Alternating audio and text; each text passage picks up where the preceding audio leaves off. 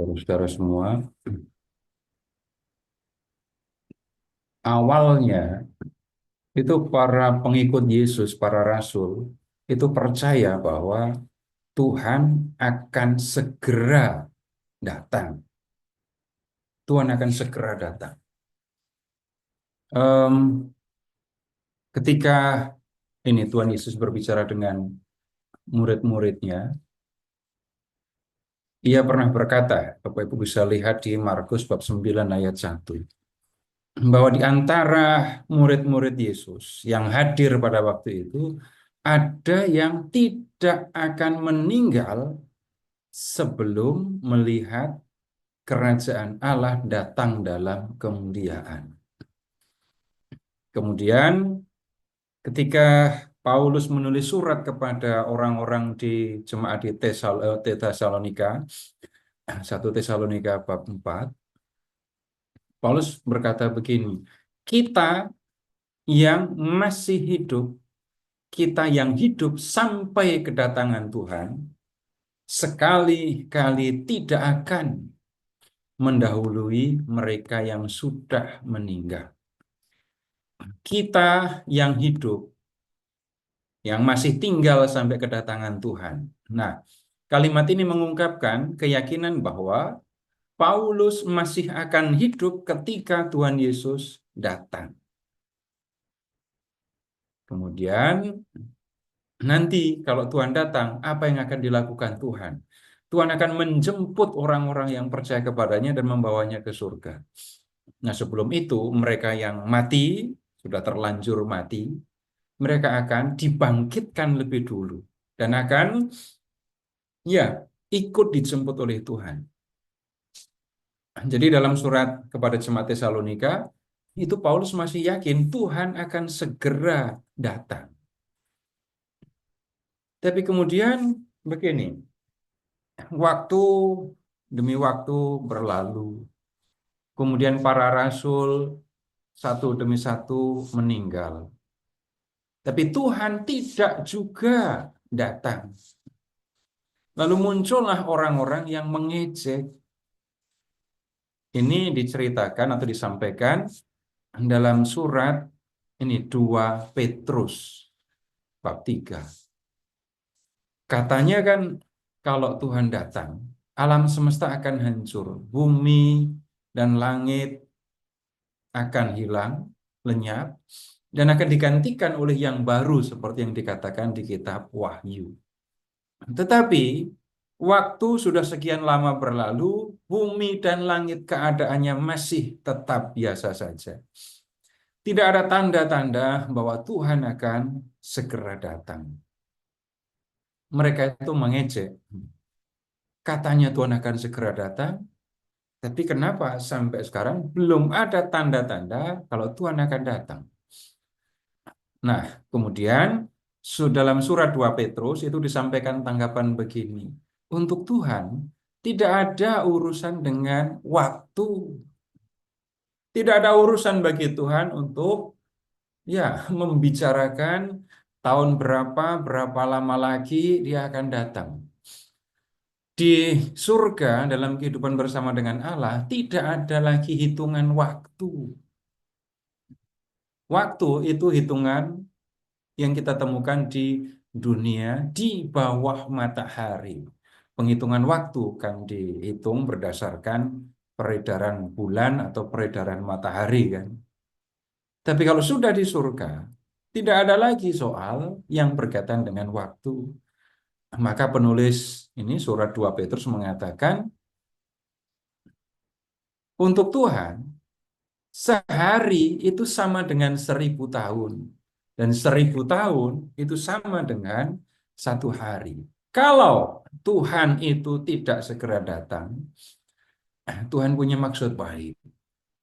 Tuhan memberikan kesempatan kepada orang untuk bertobat. Nah, saudara-saudara, nyatanya ya, sampai sekarang Tuhan belum juga datang. Kalau kita perhatikan yang ada di dalam gereja Katolik, bisa jadi Bapak Ibu, setiap hari kita mengucapkan kedatangan Tuhan itu. Kalau Bapak Ibu berdoa rosario lalu mengucapkan aku percaya, pasti akan mengatakan dari situ ia akan datang mengadili orang hidup dan mati. Mengikuti misa, minimal seminggu sekali kita menemukan dalam anamnesis, ya setiap kali merayakan Ekaristi itu kita mewartakan kematian Tuhan sampai ia datang. Kemudian setahun sekali di Advent pertama, bacaan Injilnya berkaitan dengan kedatangan Tuhan. Jadi Bapak Ibu dalam 1 tahun tidak terhitung sebenarnya kita mengingat, mengucapkan tentang kedatangan Tuhan. Tapi Tuhan sampai sekarang belum juga datang. Nah, sementara itu sudah banyak orang-orang yang percaya kepada Tuhan itu yang sudah meninggal. Lalu, apa yang diajarkan oleh Gereja Katolik berkaitan dengan kedatangan Tuhan ini? Nah, kita akan melihat apa yang disampaikan oleh gereja ya. Dan dasar kita, sumber kita untuk mempelajari apa yang diajarkan oleh gereja itu adalah Katekismus Gereja Katolik. Kita akan melihat beberapa hal yang disampaikan ya di dalam Katekismus berkaitan dengan hal ini. Apa yang diajarkan oleh gereja berkaitan dengan orang-orang yang mati sebelum Tuhan datang. Termasuk nanti ada soal yang ya perlu saya sampaikan, mengingat ya kasih kita kepada mereka. Bagaimana dengan orang yang mati karena bunuh diri? Bagaimana dengan orang, atau lebih tepatnya bayi yang mati sebelum baptis? Lebih jelas lagi ini menyangkut juga bayi-bayi yang meninggal dalam kandungan, entah karena gugur, entah karena digugurkan. Urusannya apa dengan kedatangan Tuhan? Nanti kita akan lihat lebih lanjut ya. Sekarang gini dulu. Bapak Ibu, kita lihat ini dulu. Berkaitan dengan ya orang-orang yang meninggal sebelum Tuhan datang, ini yang kita perlu perhatikan. Yang tadi sudah saya sampaikan, ada di jemaat di sejarah gereja awal, ada orang-orang yang ini mengejek keyakinan gereja tentang Tuhan yang akan segera datang. Nah, berkaitan dengan hal ini, Bapak Ibu, kita perlu mengingat istilah ini, pengadilan umum dan pengadilan khusus. Pengadilan umum itu adalah pengadilan yang akan terjadi di akhir zaman dan kita sudah banyak mendiskusikannya, terutama di pertemuan yang kedua ya.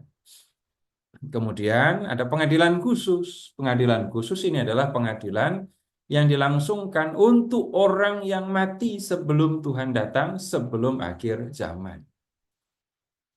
Nah, kemudian dalam pengadilan ini, manusia akan ketemu dengan tiga kemungkinan. Surga, surga tapi dengan penyucian, atau yang ketiga itu neraka.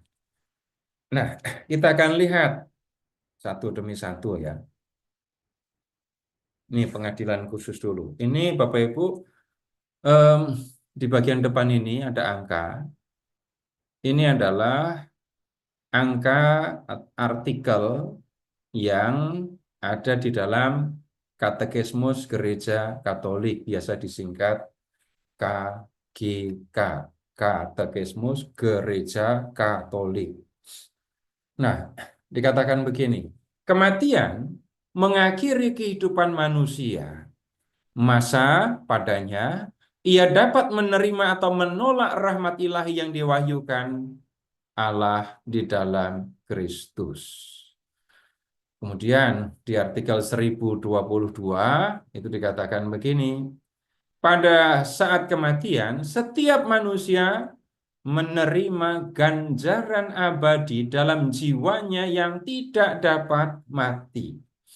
Ini berlangsung dalam suatu pengadilan khusus yang menghubungkan kehidupannya dengan Kristus. Ini yang saya sampaikan sebagai tiga kemungkinan tadi. Entah masuk ke dalam kebahagiaan surgawi melalui suatu penyucian, atau langsung masuk dalam kebahagiaan surgawi, atau mengutuki diri selama-lamanya. Kemudian Katekismus ini mengutip ucapan dari Santo Yohanes dari Salib. Pada malam kehidupan kita, kita akan diadili sesuai dengan cinta kita. Nah, kita lihat Bapak Ibu berkaitan dengan kematian. Ingat lagi, manusia itu jiwa, kesatuan jiwa dan raga. Atau ya, jiwa yang tinggal untuk sementara waktu di dalam raga. Pada saat kematian yang sebenarnya terjadi, ya, raga manusia mati, tetapi jiwanya tidak mati. Jiwa manusia itu akan tetap hidup. Nah, kemudian apa yang akan terjadi dengan jiwa manusia? Nah, dikatakan bahwa ini ya manusia akan menerima ganjaran abadi dalam jiwanya. Nah, ini berlangsung dalam satu pengadilan khusus. Disebut khusus karena lebih personal, satu demi satu. Bukan pengadilan umum seperti di pengadilan akhir itu. Nah, dalam pengadilan ini, Bapak Ibu, yang akan terjadi, orang bisa saja langsung masuk dalam kebahagiaan surgawi. Mati, langsung ke surga. Dan kemudian sebenarnya Bapak Ibu, ini yang dikehendaki oleh Tuhan Yesus. Ingat ucapan Yesus di Yohanes bab 3 ayat 16. Karena begitu besar kasih Allah akan dunia ini sehingga ia mengaruniakan anaknya yang tunggal, supaya setiap orang yang percaya kepadanya tidak binasa, melainkan beroleh hidup yang kekal. Bapa menghendaki manusia memperoleh hidup yang kekal. Nah, ada orang-orang Katolik yang beranggapan nggak mungkin itu terjadi. Nggak mungkin orang langsung masuk ke surga. Tunggu, kalau sampai ada yang mempercayai kalimat seperti itu, apakah itu tidak berarti orang ini menyangkal atau melawan atau menentang atau tidak percaya kepada ucapan Yesus? Atau orang mengatakan, ya Bapak, saya juga pengen masuk surga, tapi saya pengen ke penyucian dulu. Banyak orang Katolik beranggapan bahwa setiap orang yang mati, orang Katolik yang mati ya pasti ke penyucian dulu. Kalau ketika ada orang yang mempercayai hal yang seperti itu, saya ingin tahu dasarnya apa. Mana ajaran gereja yang menunjukkan kepastian atau keharusan orang yang mati harus ke penyucian dulu.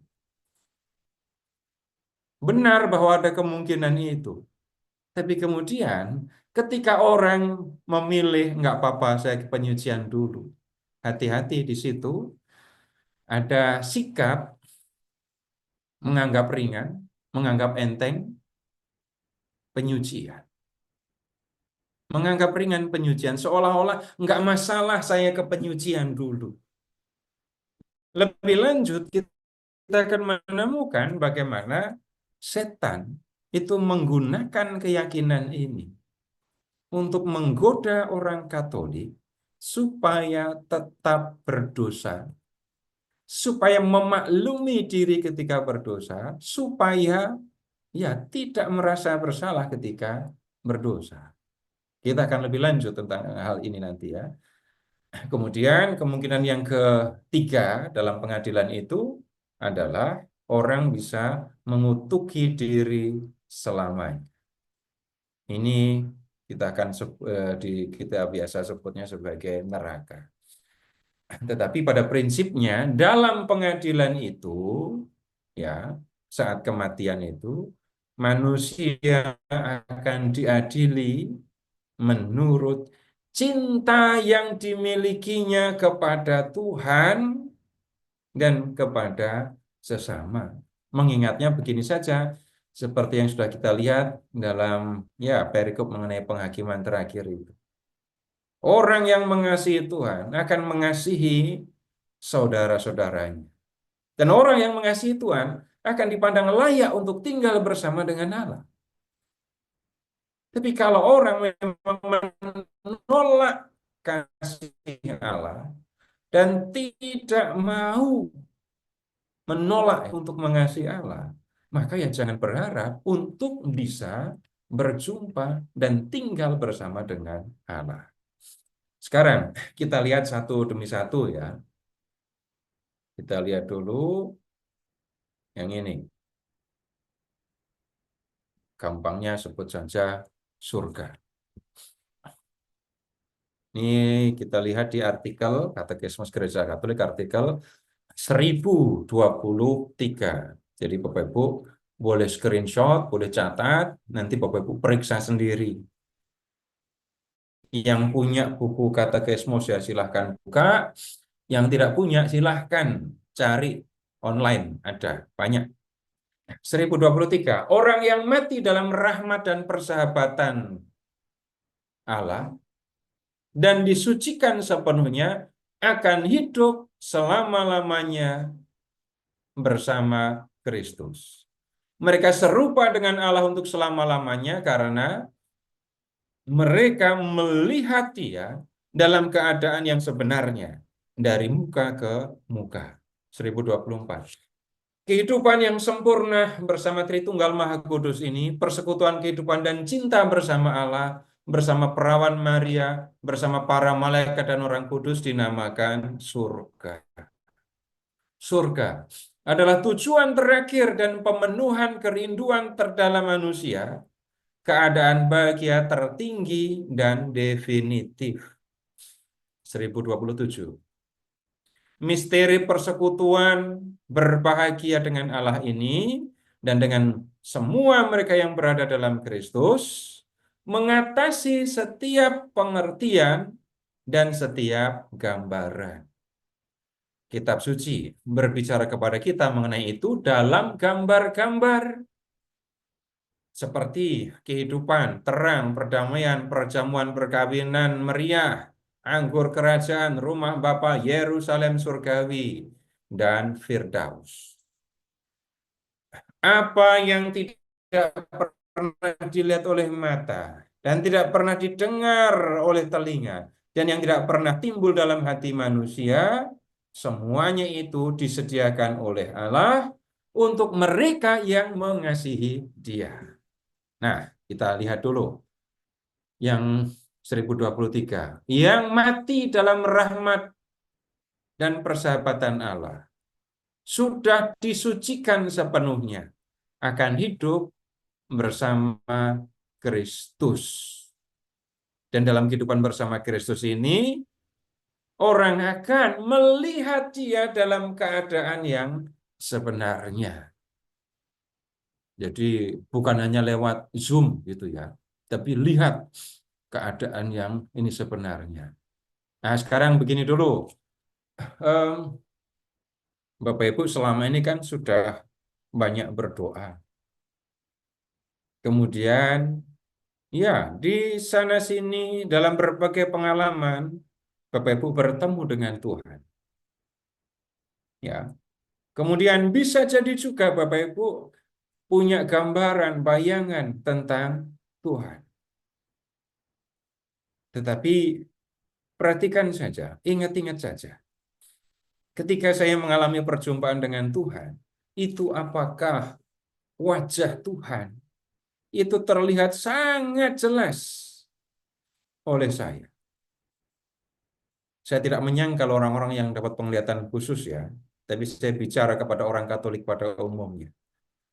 Ketika kita misalnya memejamkan mata, meditasi, lalu membayangkan Tuhan Yesus, Apakah gambar Tuhan Yesus, wajah Tuhan Yesus itu sangat jelas, sangat terang.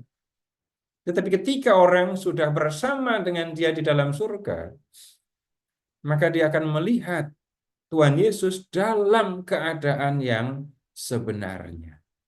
Wajahnya akan tampak dengan sangat jelas. Nah, untuk bisa sampai ke tempat, bisa sampai ini berjumpa dengan Allah, hidup bersama dengan Allah, maka yang diperlukan mati dalam keadaan rahmat dan persahabatan dengan Allah. Dan kemudian sudah disucikan sepenuhnya. Sekarang begini dulu. Rahmat dan persahabatan Allah. Mati dalam rahmat dan persahabatan Allah. Lebih ringkasnya begini, mati sebagai sahabat Allah. Ini kalimat nggak biasa ya. Tetapi kemudian, ini gambaran, kiasan yang biasa digunakan dalam kehidupan manusia. Sahabat. Bapak Ibu tolong ingat-ingat ya, ketika Bapak Ibu punya sahabat. Mikirin sahabat apa enggak? Ketika sahabat saya sedang sedih, saya akan ikut sedih atau biasa saja? Ikut Pernah sedih, enggak Pak. memikirkan, saya juga ingin sahabat saya senang? Dengan kata lain, orang yang hidup dalam persahabatan akan punya waktu untuk memikirkan sahabat. Akan ingat dengan sahabatnya terus, dan akan melakukan banyak hal untuk sahabatnya itu. Sekarang, silahkan Bapak Ibu mengingat, membayangkan Bapak Ibu adalah sahabat Allah. Yang dimaksudkan begini, Bapak Ibu eh, gini, pernah nggak Bapak Ibu mengalami nggak peduli dengan Tuhan, nggak bingung dengan Tuhan? Pernah ngalami nggak? Nggak pernah, orang baik semua ya, nggak pernah ngalami. Jadi Waktu sepanjang hidup, dari kecil sampai dewasa, nggak ada sedikit waktu pun saya nggak peduli dengan Allah. Itu. Nah, waktu masih kalau muda. itu yang terjadi, Bapak Ibu, akan jauh lebih gampang saya berbicara. Kalau orang ingat Tuhan terus, ya, tolong amat-amati lagi. Kalau orang memang ingat Tuhan terus, dia akan memperhatikan perilakunya enggak? Pasti. Kalau orang mengingat Tuhan terus, bisa enggak dia mengingat Tuhan sambil membenci sesamanya? Katanya ingat Tuhan terus, tapi punya keinginan untuk membalas dendam. Enggak akan itu terjadi. Kalau orang ingat Tuhan terus, bisa enggak orang lupa untuk berdoa? Kalau orang memang ingat Tuhan terus, bisa enggak orang mengabaikan Tuhan dalam kehidupannya? Enggak mungkin. Kalau orang terus ingat Tuhan, dia akan menjaga hati, menjaga pikiran, kemudian menjaga mulut, menjaga perilaku, supaya semuanya benar di mata Tuhan. Kalau orang seperti ini meninggal, maka orang ini akan, ya, ditunggu oleh Allah dan akan hidup bersama dengan Allah. Tapi kemudian bisa jadi juga, ini kalau kata disucikan ya, disucikan sepenuhnya. Disucikan itu bagaimana? Ini, Bapak Ibu silahkan membayangkan, Bapak Ibu nyakitin orang lain, entah nyakitin anggota keluarga, entah nyakitin sesama teman gitu ya. Bapak Ibu habis menyakiti dia. Kemudian orang itu benar sakit. Bapak Ibu minta maaf. Dan kemudian orang itu memaafkan. Tolong amati. Dalam hati saya masih ada rasa salah apa enggak? Kemudian relasi saya dengan sesama yang saya sakiti itu, apakah langsung akan hilang? Enggak. Orang yang berdosa, ingat dalam doa tobat, telah menghina engkau yang maha murah dan maha baik bagiku. Orang yang berdosa itu mengalami situasi yang seperti itu. Badannya, jiwanya terkena akibat dosa. Kalau pakai bahasa yang lebih lugas, jiwanya kotor oleh dosa, dikotori oleh dosa. Walaupun ya Tuhan sudah memberikan pengampunan, Tuhan sudah menebus, tetapi akibat dosa itu masih ada dalam diri manusia. Maka kemudian Tuhan menyucikan manusia, menyucikan jiwanya. Nah, penyucian ini bisa terjadi di dunia selama manusia masih hidup di dunia. Nah, penyuciannya itu seperti apa? Bapak Ibu, sekarang silahkan mengingat begini. Saya pakai ilustrasi yang sederhana, yang gampang, yang semoga ya mudah dipahami. Bapak Ibu, ini ilustrasi biasa ya, jadi nggak usah menambah-nambahi, membuatnya menjadi lebih sulit gitu, nggak usah. Bapak Ibu silahkan membayangkan kain yang kotor atau kapas yang kotor, ternoda gitu ya. Lalu Bapak Ibu, bayangkan air bening yang terus mengalir. Kain kotor atau kapas itu ditaruh di aliran air yang bening itu. Maka lama-kelamaan, ya kain itu, kapas itu akan bersih. Orang atau manusia atau jiwa manusia yang dikotori oleh dosa, itu bisa dibersihkan, tapi yang bisa membersihkan hanya Tuhan. Untuk dapat dibersihkan, Bapak Ibu, harus bersikap, perlu bersikap seperti kain kotor itu tadi. Lalu jiwa kita itu seperti kain yang kotor, dan Yesus itu seperti aliran air jernih yang terus mengalir. Untuk bisa mengalami, menikmati itu, yang diperlukan adalah diam, tenang, membiarkan Tuhan membersihkan diri kita. Lalu apa yang harus dilakukan? Konkretnya, meluangkan banyak waktu untuk diam bersama dengan Tuhan. Pada masa itulah Bapak Ibu, kita akan bisa menikmati bagaimana Tuhan membersihkan jiwa kita. Bagaimana saya tahu jiwa saya itu bersih atau kotor? Saya tidak tahu. Manusia tidak bisa melihat jiwanya. Manusia tidak bisa melihat jiwanya itu bersih atau kotor. Tetapi Tuhan yang bisa melihatnya. Dengan kepercayaan bahwa Tuhan sanggup membersihkan jiwa kita, maka kemudian kita diundang, dipanggil untuk diam, tenang bersama dengan Tuhan, membiarkan jiwa kita dibersihkan oleh Tuhan. Memangnya nggak bisa orang sibuk kemudian eh, dibersihkan. Bapak Ibu silakan ingat saja. Eh, Orang bisa sekarang ini ya, kelihatannya wajahnya tenang, badannya tidak banyak bergerak gitu ya. Tapi pikirannya bergerak sampai kelelahan.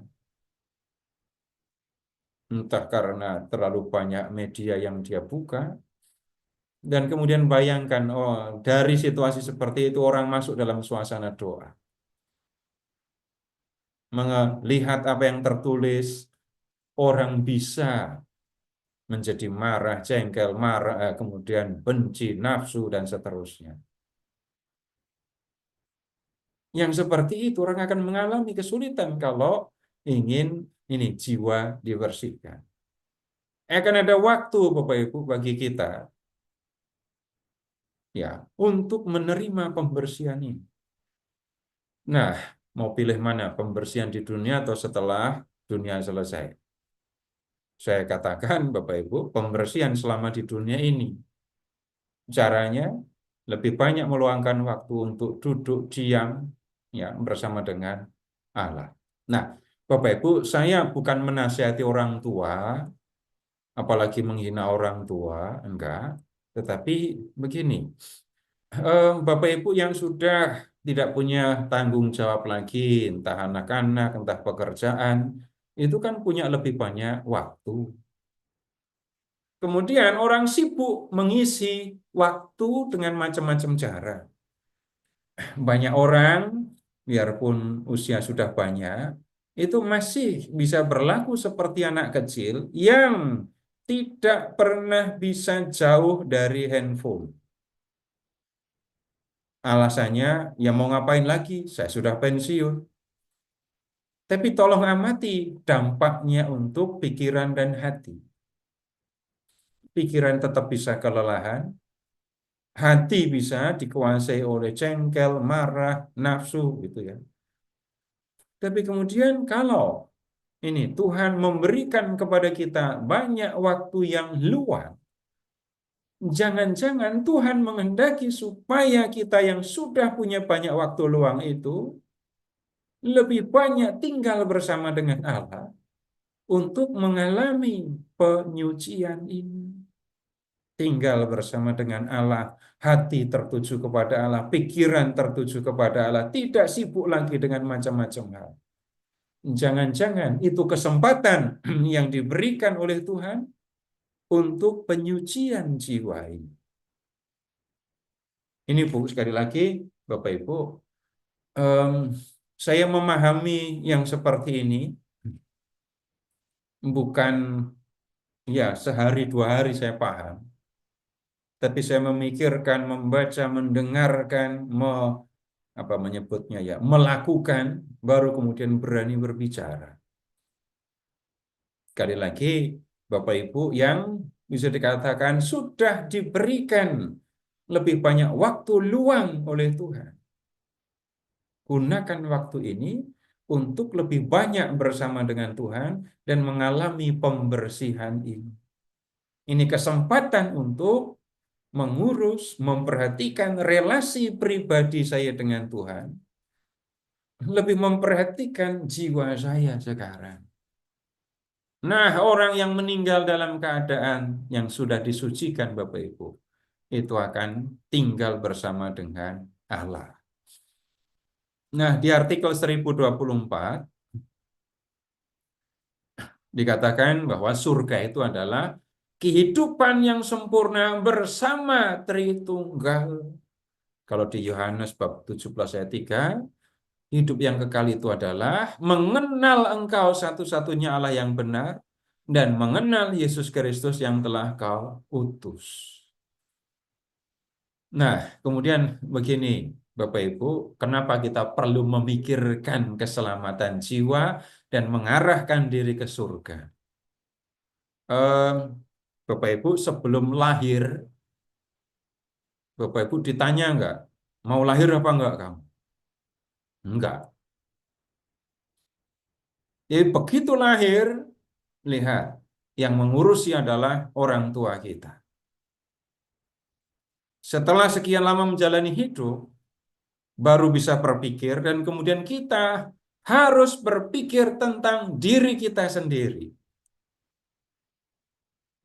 Kalau sampai terjadi hidup ini seterusnya hanya dipikirkan oleh orang tua, kita akan menemukan anak-anak yang sudah dewasa tapi nggak pernah bisa mandiri.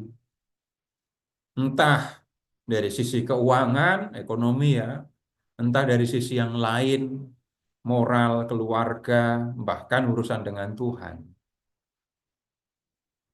Tapi ya dari kecil kita dilatih untuk belajar mandiri, untuk belajar ya memikirkan apa yang akan terjadi dengan kita ketika kita dewasa. Karena nyatanya kita hidup di dunia ini, maka kita harus memikirkan diri kita. Nah, kemudian kita sekarang tahu, kita sudah tahu bahwa ketika orang mati, yang mati cuma raga, jiwa akan tetap hidup. Maka sekarang kita harus memikirkan apa yang akan terjadi dengan jiwa kita. Tidak bisa kita hanya semaunya sendiri, tapi kemudian mengatakan, terserah nanti, setelah mati ya urusan nanti. Nah, ucapan yang seperti itu mengandaikan orang tidak punya kepercayaan dan tidak punya pengetahuan. Apa yang terjadi dengan diri kita sesudah hidup di dunia ini berakhir ditentukan oleh apa yang kita lakukan selama di dunia. Karena itu, kemudian selama di dunia kita memikirkan keselamatan jiwa kita, kebahagiaan jiwa kita setelah kita meninggal. Nah, kemudian di artikel 1024 ini dikatakan, ya, hidup bersama dengan Allah Tritunggal itu adalah kebahagiaan yang abadi, kebahagiaan paling tinggi yang di luar kemampuan manusia untuk membayangkan. Orang yang peduli dengan jiwanya akan memandang hidup kekal ini sebagai tujuan. Karena kalau tidak, ya hidup dilakukan semaunya, jiwa nggak diperhatikan, nggak diurus. Orang yang percaya kepada Allah, percaya bahwa manusia setelah mati itu akan menjalani hidup yang lain. Dan orang yang percaya kepada Tuhan akan mengarahkan hidupnya kepada Tuhan supaya pada akhirnya setelah hidup di dunia ini selesai, dia tinggal bersama dengan Allah. Dan ingat lagi, manusia akan diadili menurut cintanya. Kalau selama di dunia mengasihi Tuhan, maka tinggal bersama dengan Tuhan. Itu adalah tujuan akhir hidupnya. Di dunia ini sudah merasakan kebahagiaan karena sudah dikasih Tuhan? Iya. Tetapi kebahagiaan yang definitif itu baru akan terjadi setelah orang beriman tinggal bersama dengan Allah dalam kehidupan abadi. Nah, kemudian dalam kitab suci Bapak Ibu, kita melihat berbagai gambaran tentang kehidupan abadi bersama dengan Allah itu. Gambaran-gambarannya sebagian sudah kita lihat. Kalau mendengar kata perjamuan, jangan berpikir makanannya. Dan membayangkan nanti di surga banyak makanan. Saya tidak yakin Bapak Ibu kalau umur sudah 50 tahun ke atas, itu masih tertarik luar biasa kepada makanan. Banyak orang malah tersiksa gara-gara makanan. Banyak orang menderita karena makanan. Tapi yang harus diingat apa? Dalam perjamuan itu ada perjumpaan dengan orang-orang yang dikasihi. Dalam perjamuan itu ada sukacita. Nah, surga digambarkan sebagai perjamuan karena di surga orang akan bersukacita. Surga digambarkan sebagai rumah Bapa untuk menunjukkan disitulah manusia akan tinggal bersama dengan Bapa. Yerusalem surgawi memberikan kepada kita gambaran tentang keindahan surga. Firdaus, Taman Eden, ya, menggambarkan bagaimana kedekatan manusia yang tinggal bersama dengan Allah. Itu semua hanya gambaran. Kebahagiaan yang disediakan oleh Allah itu mengatasi semua gambaran yang bisa dibuat oleh manusia. Tapi itu semua untuk mereka yang mengasihi Allah. Nah, kemudian sebelum tanya jawab saya selesaikan dulu bagian yang berikutnya dulu ya. Ini tentang purgatorium. Tunggu dulu purgatorium. Ini yang lebih singkat. Tentang neraka. Saya tidak mau banyak diskusi tentang neraka, saya enggak, karena saya juga nggak pengen ke sana. Nah, sekarang begini, 1033. Kita tidak dapat disatukan dengan Allah kalau kita tidak secara sukarela memutuskan untuk mencintai Dia. Tetapi kita tidak dapat mencintai Allah kalau melakukan dosa berat terhadap Dia, terhadap sesama, dan terhadap diri sendiri. Nah, ini mati dalam keadaan dosa berat tanpa menyesalkannya dan tanpa menerima cinta Allah yang berbelas kasihan, berarti tinggal terpisah darinya untuk selama-lamanya oleh keputusan sendiri secara bebas. Keadaan pengucilan diri secara definitif dari persekutuan dengan Allah dan dengan para kudus ini dinamakan neraka. 1035. Ajaran gereja mengatakan bahwa ada neraka dan bahwa neraka itu berlangsung sampai selama-lamanya. Jiwa orang-orang yang mati dalam keadaan dosa berat langsung masuk sesudah kematiannya ke dunia orang mati, di mana mereka mengalami siksa neraka api abadi. Penderitaan neraka yang paling buruk adalah perpisahan abadi dengan Allah. Hanya di dalam Dia manusia dapat menemukan kehidupan dan kebahagiaan. Karena untuk itulah ia diciptakan dan itulah yang ia rindukan. 1036. Pernyataan-pernyataan kitab suci dan ajaran gereja mengenai neraka merupakan peringatan kepada manusia supaya menggunakan kebebasannya secara bertanggung jawab dalam hubungannya dengan nasib abadinya. Nah, hidup kekal surga itu hidup bersama dengan Allah. Itu untuk orang yang mengasihi Dia. Untuk orang-orang yang tidak mengasihi Allah, jangan harap tinggal bersama dengan Allah. Yang tidak mengasihi Allah, ia akan terpisah dari Allah. Hidup bersama dengan Allah itu menggembirakan, membahagiakan. Terpisah dari Allah, pengucilan dari Allah itu membuat orang menderita. Nah, penderitaan ini, Bapak Ibu, digambarkan sebagai masuk ke dalam api yang abadi. Bayangkan Bapak Ibu masuk dalam krematorium yang apinya besar ya. Bapak Ibu tidak boleh terbakar, tidak boleh mati, hanya sangat kepanasan. Nah, itu gambaran penderitaannya. Nah, kemudian apa yang dikatakan dalam kitab suci dan ajaran gereja mengenai neraka, Bapak Ibu, ini merupakan peringatan kepada manusia. Peringatan apa? Gunakan kebebasanmu selama di dunia secara bertanggung jawab. Gunakan kebebasanmu untuk memikirkan jiwamu sesudah hidup ini berakhir. Jangan pernah berpikir manusia, bahkan dunia ini independen dari Allah.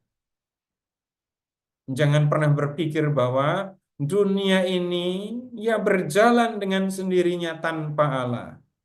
Jangan pernah berpikir bahwa ya hidup di dunia ini akan berakhir dengan kematian dan kematian adalah kemusnahan jiwa raga manusia.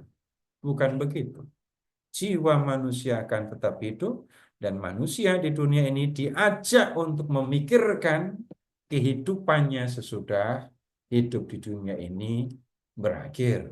Nah, sampai di sini dulu. Pak Ferry, silahkan untuk tanya jawab. Tapi seperti biasa, kalau mau bertanya, silahkan nyalakan kamera dan berbicara. Ya, silahkan Pak Ferry. Iya, baik. Terima kasih Pak Seto untuk pengajaran bagian pertama. Bapak Ibu, silakan jika ada yang ingin disampaikan, ditanyakan, atau diperjelas lagi pembahasan mengenai hidup kekal, kemudian neraka, menurut kitab hukum kanonik. Katekismus Gereja Eh, Katolik, Pak. Katekismus Gereja Katolik. Nah, Maaf, nanti maaf. ada materi yang kita perlu gunakan kitab hukum kanonik. Ya, Sesudah ini. ya. Terbalik Pak Seto, mohon maaf antara Ya. KGK dengan KHK. Bahasanya beda sedikit. Dipersilakan Bapak Ibu dari Katekismus Gereja Katolik. Kayaknya jelas Pak Seto. Oke, kalau tidak ada, Tanya, saya ngomong terus. Oh, tanya, oke. Pak. Silakan Tanya, Pak. Pak. Dengan siapa ini? Oh, Pak. Saya Heri, Pak. Pak Heri, Pak. Silakan silakan Pak. Begini, Pak. Ketika orang meninggal itu kan langsung ada pengadilan personal, Pak, ya. Kan di kalangan masyarakat kita itu kan sering mendengar ada apa itu pemahaman di masyarakat, mungkin kalau di orang Jawa itu kan selama 40 hari itu katanya arwah masih di sekitar rumah. Kalau kita kaitkan dengan ajaran gereja Katolik kan tidak nyambung, Pak. Bagaimana memahami seperti ini, Pak? Dan sampai sekarang itu masih ada loh, Pak, orang Katolik yang beragama seperti ini. Itu dulu, Pak.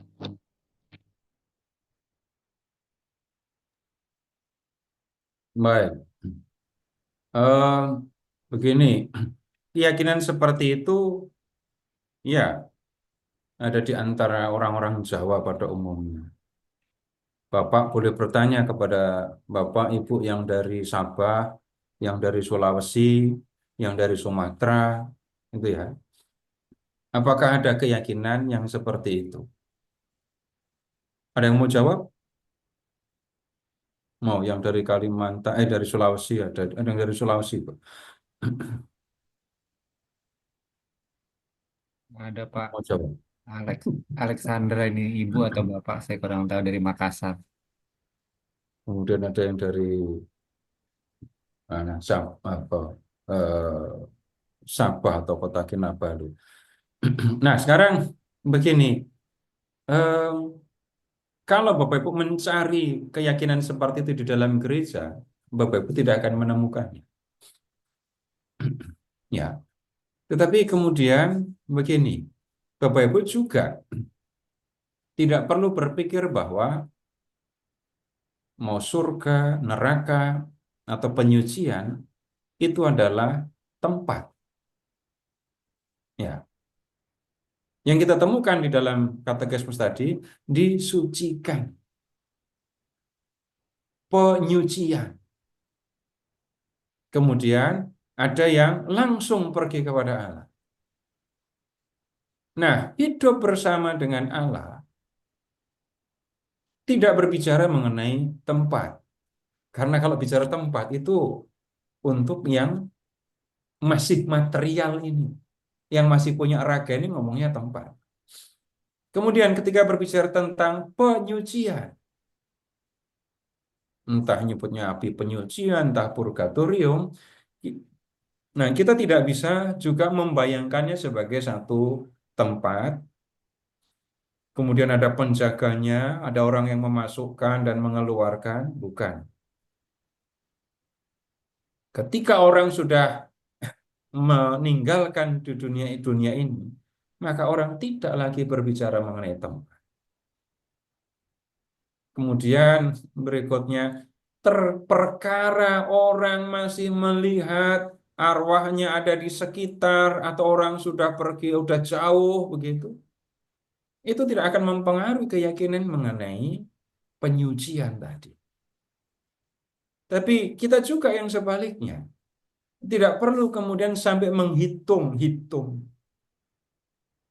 Ini 3 hari masih di kamar. 7 hari masih di halaman. Kemudian 40 hari sampai di mana. Nah, bisa jadi ada orang yang mengalami melihat yang seperti itu. Tetapi yang seperti itu tidak bisa menjadi acuan atau patokan. Yang kita pegang adalah yang diajarkan oleh gereja Katolik. Dan yang diajarkan di dalam gereja Katolik itu tersimpan, tercatat itu ya, di dalam katekismus gereja Katolik yang kita bacain. Begitu, Pak. Jadi Baik, jawaban terima kasih itu Pak. tidak bisa pasti ya, tapi yang pasti itu adalah ya penyucian itu tidak bicara tempat, surga neraka juga tidak berbicara mengenai tempat. Kalau orang disucikan itu bisa terjadi di mana saja. Ya, begitu, Pak. Baik, terima kasih Pak. Beli satu lagi Ya. Pak. Kan Yesus itu kan keselamatan untuk semua orang, semua bangsa kan Pak. Dan apa yang Bapak tadi utarakan tuh untuk kita orang Katolik. Sekarang begini Pak, mungkin di dunia itu ada orang yang berusaha hidup baik, tapi dia tidak mengenal Kristus. Apakah dia diselamatkan Pak? Karena pemahaman saya begini Pak, keselamatan itu rahmat dari Tuhan Yesus langsung, dan keselamatan itu juga diinstitusikan kepada gereja. Saya bicara tentang orang-orang yang mencari kebenaran tuh, tapi dia belum mengenal Kristus. Baik itu ajarannya, Pak. Apakah mereka juga diselamatkan? Terima kasih, Pak. Dalam hal ini, saya mengajak Bapak Ibu untuk pertama-tama memikirkan diri sendiri dulu. Ya, minta maaf, bukan saya meremehkan, bukan saya mengejek umat Katolik ya, karena saya juga anggota gereja Katolik. Banyak yang nggak ngerti apa yang kita pelajari malam hari ini. Banyak yang tidak tahu tentang apa yang kita diskusikan dari pertemuan pertama sampai pertemuan keempat. Bapak Ibu boleh periksa. Kalau mau survei, silahkan survei. Banyak yang nggak paham. Dan saya ya, ya mengambil bagian untuk menemani Bapak Ibu sesama umat Katolik dari orang tua sampai anak-anak ya, untuk belajar tentang iman Katolik ini. Kalau ada orang Katolik masih berpikir saya berbuat baik supaya saya masuk surga, Bapak Ibu amati. Ini Katolik apa bukan? Bukan. Kalau yang Katolik saja tidak berpikir secara Katolik, kalau kepercayaannya saja tidak mencerminkan kepercayaan Katolik, bagaimana mungkin mengajak orang, memikirkan orang yang di luar Katolik? Lebih jahatnya lagi, begini saya bilangnya. Yang Katolik aja berpikir, berlaku tidak seperti orang Katolik. Yang Katolik saja berpikir seperti orang bukan Katolik. Itu banyak terjadi. Saya lakukan, saya berbuat yang baik supaya dapat pahala ganjaran surga. Jelas itu bukan ajaran Katolik. Nah, maka nomor satu, Bapak Ibu, orang Katolik dalam hal ini harus memenuhi pikiran hati dan hatinya, tunggu ini freeze, memenuhi pikiran dan hatinya dengan iman, dengan pengetahuan, dengan pemahaman, karena pengetahuan inilah yang menuntun perilaku setiap orang. Orang berperilaku, orang melakukan ini dan itu karena punya pengetahuan. Dan tanpa pengetahuan, bagaimana orang bisa melakukan sesuatu? Kalau pengetahuannya salah, perilakunya pun juga akan salah. Contoh yang saya sebut tadi, pengetahuannya adalah saya berbuat baik, perbuatan baik saya bisa membawa saya ke surga. Ini pengetahuan. Lalu itu dilakukan dengan sungguh-sungguh. Tapi pengetahuannya salah, maka perilaku juga bisa jadi salah. Nah, maka sekali lagi dalam hal ini, nomor satu saya mengajak Bapak Ibu untuk memperhatikan lebih dulu keselamatan pribadinya. Nah, kemudian sekarang, Kalau berbicara tentang orang-orang yang tidak percaya kepada Yesus, ya, dulu gereja Katolik pernah beranggapan di luar gereja nggak ada keselamatan. Tapi pertanyaan sekarang begini, apakah Yesus itu mati untuk orang Katolik?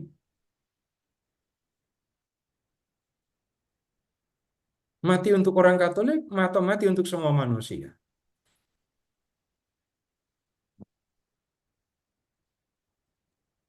Semua manusia Pak Seto. Kalau matinya untuk Sebuah semua mana? manusia, berarti keselamatan terbuka untuk semua. Nah, saya menggunakan ucapan Yesus untuk menjelaskan ini. Bapak Ibu silakan mengingat perumpamaan tentang orang-orang upahan di kebun anggur ya. Orang-orang upahan di kebun anggur. Yang masuk kebun dari pagi, kerja keras dari pagi sampai sore, menanggung panas terik matahari.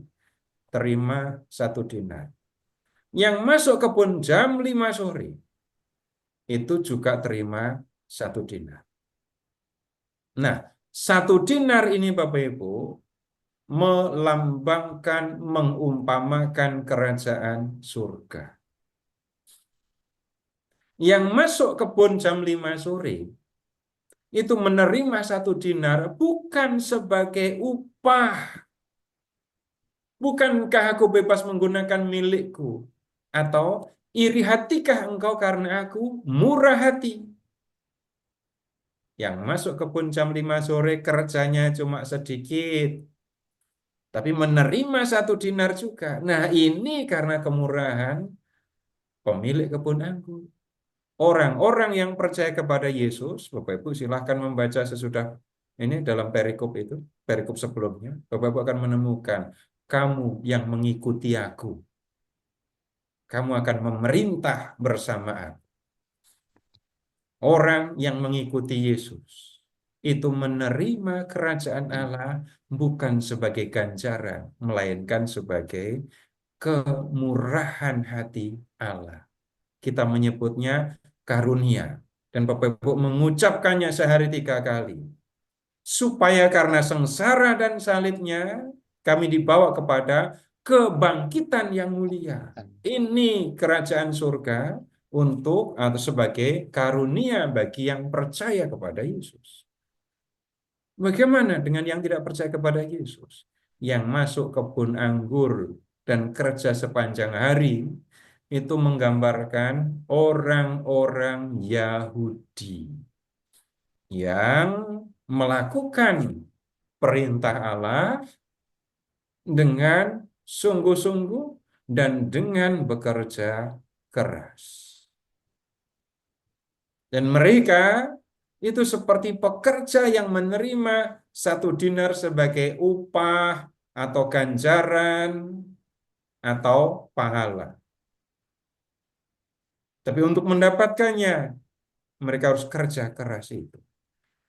Nah, Bapak Ibu, sikap yang seperti ini silahkan Bapak Ibu pahami, ya, pertimbangkan, dan kemudian silahkan memikirkan orang-orang yang hidup benar walaupun tidak percaya kepada Yesus. Tapi sekali lagi, nomor 1, perhatikan diri sendiri. Perhatikan iman pribadi kita, perhatikan keselamatan jiwa kita. Begitu, Pak. Baik, terima kasih, Pak. Ya. Pak, tadi saya itu tertarik ilustrasi Bapak yang air mengalir ketika eh, kain atau kapas putih kemudian dibersihkan dengan air mengalir. Apakah air mengalir itu bisa dimaknai dengan indulgensi, Pak? Bapak tadi Eh, mengatakan, saya tidak memaknainya dengan begitu. Saya lebih suka untuk mengatakan begini, Bapak Ibu, kalau kita bicara indulgensi, gitu ya, yang saya khawatir, saya tidak menyangkal, tidak mungkin saya menyangkal indulgensi. Tapi banyak orang berpikir indulgensi tanpa berpikir tentang Tuhan, Pak. Mikirin indulgensi, tapi nggak mikirin Tuhannya. Maka yang saya sampaikan begini, di dunia ini manusia bisa mengalami penyucian jiwa. Dan itu bisa terjadi kalau orang terus-menerus tinggal hidup bersama dengan Yesus. Nah, itu yang saya ini maksudkan. Karena kalau soal indulgensi, Bapak Ibu nanti akan ketemu dengan macam-macam syarat itu loh. Ya, sekali lagi saya tidak menyangkal itu, enggak, tetapi saya lebih mengajak Bapak Ibu untuk memperhatikan relasi ini pribadi dengan Allah. Atau sekarang begini, eh, Bapak Ibu tolong ingat-ingat saja ya pengalaman. Mungkin nggak semua mungkin ngalami ya, nggak semua mungkin ngalami. Tapi ketika Bapak Ibu lebih banyak tinggal bersama dengan orang-orang yang mengasihi kita, dan saya pun mengasihi dia, saya akan berhati-hati dalam bertindak atau enggak. Saya akan berusaha menyenangkan orang yang ada di sekitar saya yang mengasihi dia, mengasihi saya atau enggak. Pakai bahasa yang lebih lugas lagi ya. Kejahatan saya akan berkurang apa enggak kalau saya tinggal bersama dengan orang-orang yang saya kasih dan dia pun mengasihi saya. Saya pakai kata yang lugas. Pakai bahasa yang lebih lugas lagi, kalau saya tinggal bersama dengan orang yang mengasihi saya dan saya pun mengasihi dia, ya, hidup saya selayaknya akan lebih benar karena saya tidak mau menyakiti orang yang mengasihi saya, tapi perjumpaan saya, kebersamaan saya dengan orang yang mengasihi saya itu sudah akan bisa mengubah diri saya. Itu aja sudah kita sudah mengalami seperti itu. Bayangkan terus tinggal bersama dengan Yesus yang mengasihi saya dan memperhatikan keselamatan jiwa saya. Kehidupan kita akan mengalami pembersihan itu. Begitu, Pak. Jadi Baik, minta Pak. maaf saya tidak mengambil tentang indulgensi karena saya lebih mengajak Bapak Ibu untuk memperhatikan relasi dengan Allah. Begitu, Pak. Ya, terima kasih, Pak. Cukup dulu. Ya. Mungkin Ya, satu Pak lagi Pak Seto, Seto. Ya, mohon tanya, bisa Pak Seto? silakan Pak Suprito, mohon izin kameranya Pak dibuka bisa? Yang mana? Iya, Ya Pak. Pak, Silakan. ya Pak Seto mau mohon izin tanya nih. Jadi kalau kita sebagai seorang Katolik yang percaya kepada Yesus, eh, itu berarti suatu jaminan keselamatan bahwa kita sebagai orang Katolik yang percaya kepada Yesus itu akan pasti masuk surga. Karena ada pernyataan Tuhan Yesus sendiri, akulah jalan, kebenaran, dan hidup. Tidak ada seorang pun yang datang kepada Bapa kalau tidak melalui aku. Bagi mereka yang mengasihi aku. Jadi kalau kita sebagai seorang Katolik itu sudah merupakan suatu jaminan nanti masuk kehidupan kekal ya Pak Samuel. Ya, kita mengikuti Yesus di dalam gereja Katolik itu bukan untung-untungan. Maksudnya untung-untungan, bisa masuk surga ya syukur, bisa ke penyucian ya enggak apa-apa. Kalau masuk neraka enggak apa-apa juga, nanti kan lama-lama juga biasa. Kalau mau masuk ke ini pemandian air panas di Ciater itu waktu masuk pertama kayaknya panas bener. Kira udah masuk seluruh badan, enggak kepanasan. Nah, neraka nanti juga akan kayak gitu. Enggak, bukan begitu orang Katolik.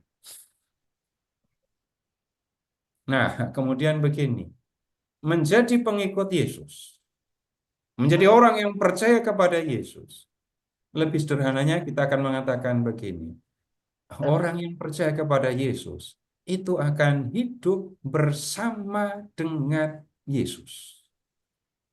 Kehidupan bersama dengan Yesus tidak hanya dialami di surga. Selama di dunia ini orang sudah mengalami hidup bersama dengan Yesus. Nah, Bapak juga bisa mengingat, aku tidak akan meninggalkan engkau sebagai yatim piatu. Aku akan datang, aku akan menyertai engkau. Dan kemudian Bapak Ibu, selama di dunia ini orang menjalani kehidupan bersama dengan Yesus. Itulah orang yang percaya kepada Yesus. Nah, ketika orang yang percaya kepada Yesus menjalani hidup sebagai orang yang percaya, mati juga sebagai orang yang percaya, sebagai orang yang mengasihi Yesus, maka ingat saja, raga saja yang akan mati.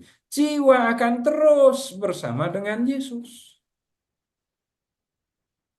Kalau ini disebut sebagai jaminan, ya, orang yang percaya kepada Yesus akan hidup bersama dengan Yesus. Dia sendiri yang memutuskan, saya ngomong dari sisi manusia ya, dia memutuskan untuk ikut Yesus. Dia percaya kepada Yesus. Maka Yesus akan datang dan tinggal bersama dengan dia selama di dunia.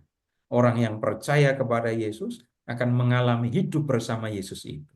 Dan kalau orang hidup bersama dengan Yesus, Bapak Ibu, balik lagi, pikiran, ucapan, perilaku akan mencerminkan kasih Yesus itu.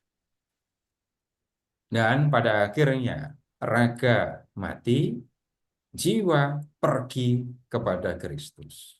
Ya, begitu Pak. Ya, terima kasih Pak Seto. Ya, terima kasih. Ya. Kita lanjut Pak Seto atau masih mau Ya, ada pertanyaan? kita lanjut dulu. Oke. Jadi Bapak Ibu yang kita pelajari ini, Bapak Ibu juga perlu sampaikan kepada siapapun ya yang sudah terutama yang sudah percaya kepada Yesus. Tapi pemahaman imannya kurang. Dalam hal ini saya ingat kepada Rasul Yohanes yang menulis Injil Yohanes. Yohanes menulis Injil itu supaya orang menjadi percaya kepada Yesus dan memperoleh hidup kekal. Padahal kitabnya itu ditulis untuk orang-orang Kristiani, jemaat, ya. Injil Yohanes bukan kitab selebaran yang diedarkan di agora-agora supaya orang membaca, di pasar-pasar supaya orang menemukan tulisannya lalu membacanya lalu menjadi percaya. Bukan. Dengan kata lain yang saya maksudkan, orang yang sudah Katolik, yang sudah dibaptis pun perlu untuk memahami, untuk mempelajari apa yang menjadi isi iman Katolik ini. Baik, sekarang kita lanjut untuk kemungkinan yang pertama malahan ya, yang kalau disebut di katekismus tadi. Kita lihat yang ini, purgatorio. 1030 sampai 1032. Siapa yang mati dalam keadaan rahmat dan persahabatan dengan Allah, namun belum disucikan sepenuhnya, memang sudah pasti akan keselamatan abadinya. Tetapi ia masih harus menjalankan satu penyucian untuk memperoleh kekudusan yang perlu supaya dapat masuk ke dalam kegembiraan surga. Gereja menamakan penyucian akhir para terpilih yang sangat berbeda dengan siksa para terkutuk, purgatorium atau penyucian. Tradisi gereja berbicara tentang penyucian dengan berpedoman pada teks-teks tertentu dari kitab suci. Terutama ini, kalau seseorang menentang Roh Kudus, ia tidak akan diampuni. Di dunia ini tidak, dan di dunia yang akan datang pun tidak. Dari ungkapan ini, nyatalah bahwa beberapa dosa dapat diampuni di dunia ini, yang lain di dunia lain. Ajaran ini juga berdasarkan praktek doa untuk orang yang sudah meninggal, tentangnya kitab suci sudah mengatakan. Karena itu Yudas Makabe mengadakan kurban penyilihan untuk orang-orang mati supaya mereka dibebaskan dari dosa-dosanya. Sudah sejak zaman dahulu, gereja menghargai peringatan akan orang-orang mati dan membawakan doa dan terutama kurban ekaristi untuk mereka, supaya mereka disucikan dan dapat memandang Allah dalam kebahagiaan. Gereja menganjurkan amal indulgensi, karya penitensi demi orang-orang mati. Nah, kita lihat sekarang di yang ini 1030. Sudah mati dalam rahmat dan persahabatan dengan Allah, tetapi belum disucikan sepenuhnya. Nah, yang belum disucikan dalam hal ini sekali lagi ya jiwanya. Nah, kemudian orang ini sudah mati dalam keadaan rahmat, sudah hidup dalam persahabatan dengan Allah, tapi ada ya apa menyebutnya ya dampak dari dosa-dosa yang sudah dia lakukan yang mengotori jiwanya. Nah, kemudian yang perlu diingat, Tuhan mengasihi orang ini. Tuhan mengasihi orang yang seperti ini. Dan kemudian Tuhan menyucikan jiwanya. Jiwanya harus mengalami satu penyucian untuk memperoleh kekudusan yang diperlukan. Jadi supaya jiwanya itu benar-benar bersih dari dosa dan akibatnya. Setelah itu, setelah selesai penyucian, maka kemudian manusia itu, orang itu akan masuk dalam kegembiraan surgawi. Sekali lagi, jangan berpikir penyucian itu soal tempat. Ya, tapi ya proses gitu ya, penyucian. Jiwa manusia dibersihkan dari dosa dan akibatnya. Ini beda dengan neraka yang kita lihat di artikel 1031. Beda dengan neraka. Neraka itu siksa abadi untuk orang yang terkutuk tadi. Kalau gereja berbicara tentang penyucian, purgatorium, ini bukan tidak ada dasarnya. Ada yang mengatakan begini, penjahat yang disalibkan bersama dengan Yesus, itu kan langsung masuk surga, padahal dia penjahat. Berarti nggak perlu penyucian dong, karena Tuhan Yesus mengatakan, hari ini juga engkau akan ada bersama dengan aku di dalam Firdaus. Bapak Ibu, apakah ucapan Yesus itu harus dipahami harafiah? Bapak Ibu amati, ingat-ingat. Setelah Tuhan Yesus bangkit dari kematian, ya Tuhan Yesus masih menampakkan diri dan setelah beberapa puluh hari, 40 hari ya, menampakkan diri, baru Tuhan Yesus naik ke surga. Atau bahkan, gini aja ya, hari ini juga, itu Tuhan mengatakannya hari Jumat ya, berarti hari Jumat penjahat itu masuk surga. Padahal Tuhan Yesus setelah mati di kayu salib, terus kemana? Yang disalibkan, wafat, dan dimakamkan. Yang turun ke tempat penantian. Kalau di surat 1 Petrus, Yesus pergi ke dalam penjara memberitakan Injil kepada orang-orang yang sudah mati. Apakah mungkin kita mengatakan Yesus turun ke dunia orang mati sedangkan penjahat itu ke surga? Kayaknya nggak gitu dah memahami. Tetapi lihat saja, surga hidup kekal itu untuk orang yang percaya kepada Yesus, bukan hasil usaha, bukan kerja keras, tapi karunia. Tuhan Yesus membuka jalan untuk orang-orang berdosa supaya mereka memperoleh keselamatan. Karena anak manusia datang untuk mencari dan menyelamatkan yang hilang. Orang jahat yang disalibkan bersama dengan Yesus pun tidak kehilangan kesempatan untuk memperoleh keselamatan. Itu makna dari kisah penjahat yang disalibkan bersama dengan Yesus. Lalu keyakinan tentang penyucian itu dasarnya mana? Orang yang menentang, orang yang menghujat Roh Kudus tidak akan diampuni. Ya. Di dunia ini tidak diampuni, di dunia yang akan datang pun tidak.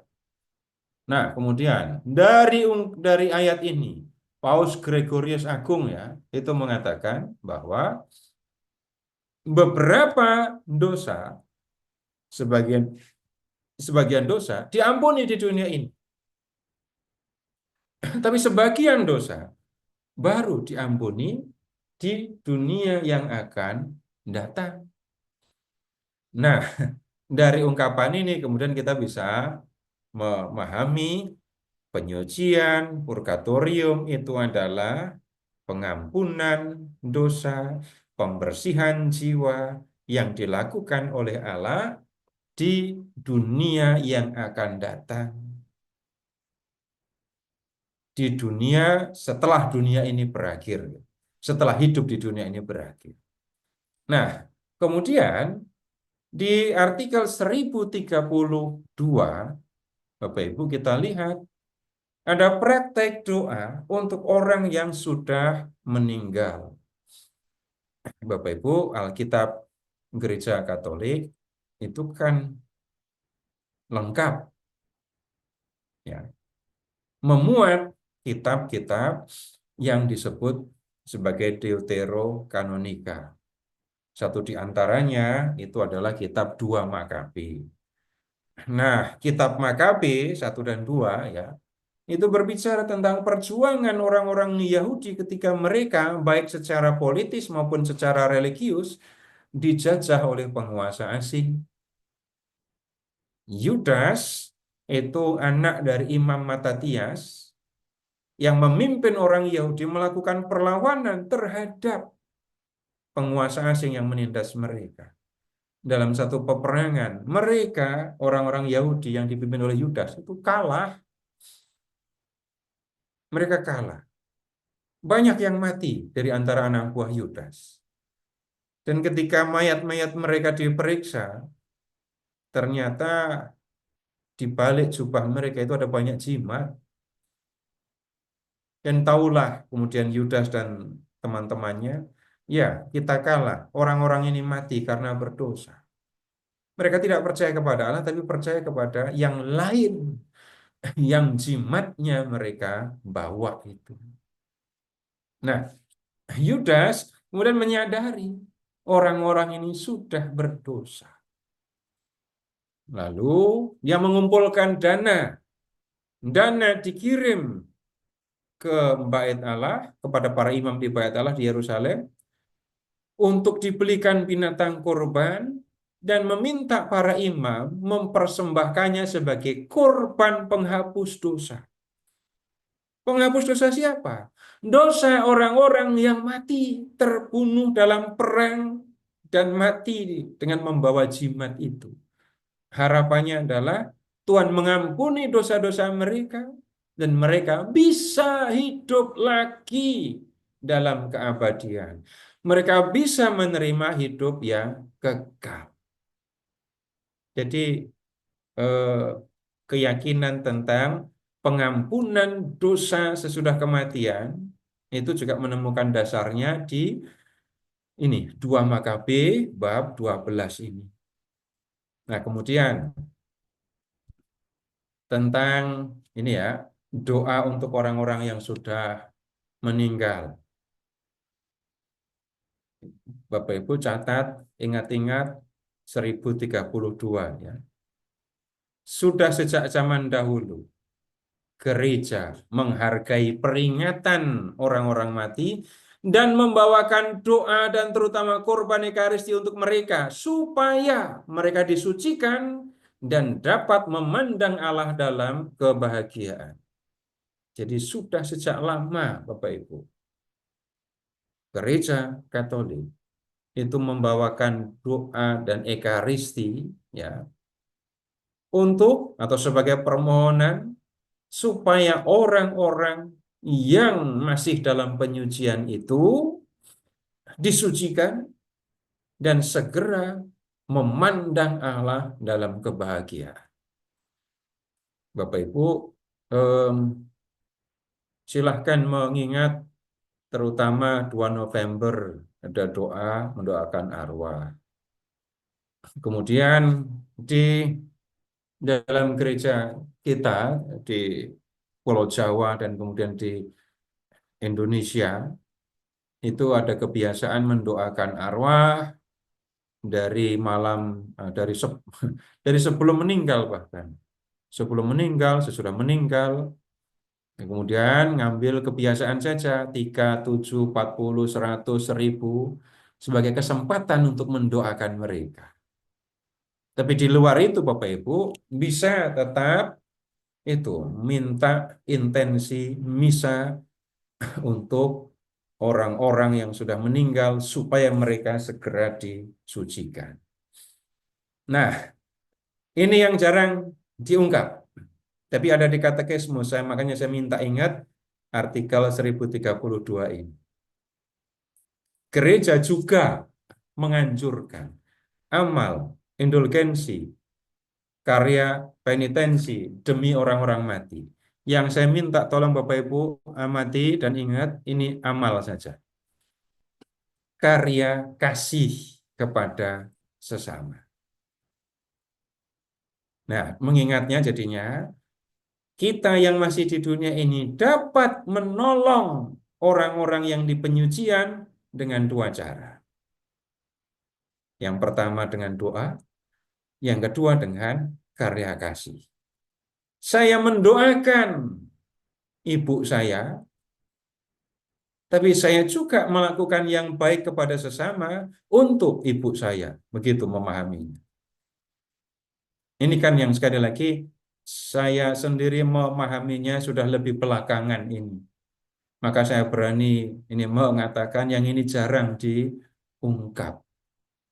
Dan ternyata Bapak Ibu ada di dalam katekismus. Kalau begitu ada di dalam ajaran gereja. Dan kayaknya ini bukan sesuatu yang berat, bukan sesuatu yang sulit ya.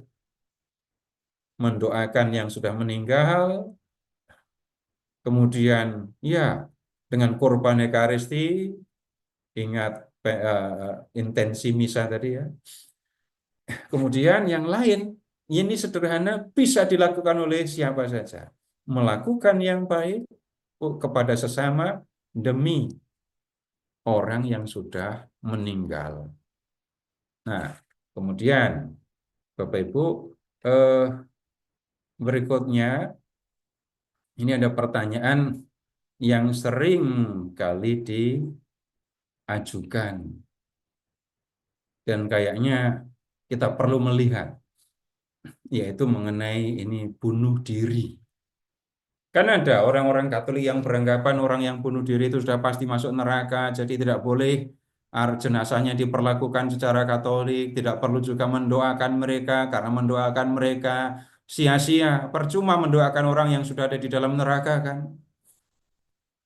Saya khawatir Bapak Ibu, yang mengucapkan kalimat model seperti itu belum pernah mengalami rasanya anggota keluarganya bunuh diri dan tidak bisa merasakan, tidak bisa berempati kepada orang yang mengalami anggota keluarganya bunuh diri. Orang yang anggota keluarganya bunuh diri itu sedihnya berlipat kan ya. Dia harus kehilangan orang yang dikasihi. Dan Bapak Ibu tolong ingat-ingat ya, yang meninggal dengan bunuh diri itu biasanya orang muda atau orang yang sudah lanjut usia. Orang yang sudah lanjut usia sulit untuk bunuh diri. Pasti sulit untuk bunuh diri. Gimana ngikat tali di atas. Kemudian nyeret kursi untuk bisa berdiri di atas kursi. Kemudian naik ke kursi aja sudah pasti perjuangan berat. Ini mau bunuh diri juga sudah sulit. Itu kalau yang gantung diri. Yang minum Baygon sudah tidak sehebat dulu lagi. Saya sudah ketemu beberapa orang yang ngaku minum baygon dan tetap hidup. Jadi kalau mau bunuh diri pakai baygon, enggak akan terjadi, enggak akan mati, muntah-muntah atau sakit perut malahan nanti. Nah, kemudian begini juga, ya banyaknya orang yang bunuh diri itu usianya relatif muda. Nah, kemudian begini juga, bunuh diri itu bukan tindakan orang yang bergembira dan bebas. Setelah mendapatkan uang banyak, keluarganya senang, bahagia, dirinya sendiri juga mengalami kesenangan yang nggak habis-habis, lalu orang itu malah bunuh diri. Nggak akan ketemu orang kayak gitu. Yang kita temukan dalam ya dengan memperhatikan soal psikologis ya, orang yang bunuh diri itu sudah nggak bebas lagi. Tekanan yang diterimanya di dalam kehidupan melampaui batas kemampuannya, melampaui kemampuan berpikirnya. Tekanan yang begitu hebat inilah Bapak Ibu, yang dalam arti tertentu menghimpit orang ini, sehingga tidak bisa berpikir luas, dan kemudian mengambil tindakan yang cepat bagaimana bisa lepas dari penderitaan. Caranya, ya bunuh diri. Kalau saya bunuh diri, saya akan lepas dari semua kesulitan yang saya hadapi. Nah, berkaitan dengan orang bunuh diri ini Bapak Ibu, gereja itu benar mengalami perubahan. Perubahannya itu begini. Bapak Ibu bisa melihat yang di layar? Kecil banget, tidak kelihatan. Bisa tapi kecil. Kecil ya? Ya udah biar besar begini.